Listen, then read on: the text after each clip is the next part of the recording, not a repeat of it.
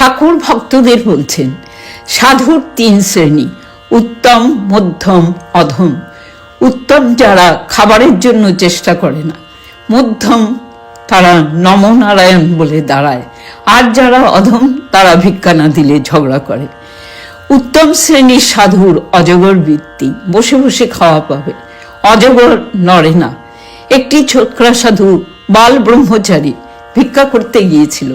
একটি মেয়ে এসে ভিক্ষা দিলে তার পক্ষে স্তন দেখে সাধু মনে করলে বুকে ফোড়া হয়েছে, তাই জিজ্ঞাসা করলে, তোমার কি ফোড়া হয়েছে? পরে বাড়ির গিন্নিরা এসে বুঝিয়ে দিল যে ওর গর্ভে যখন সন্তান হবে ঈশ্বর তখন দুগ্ধ দেবেন, তাই ঈশ্বর আগে থাকতে তার বন্দোবস্ত করেছেন। এই কথা শুনে ছোকরা সাধুটি অবাক। তখন সে বললে, তবে আমার আর ভিক্ষার দরকার নেই, আমার জন্য খাবারের ব্যবস্থা আছে। এই বলে সে চলে গেল। জয় ঠাকুর।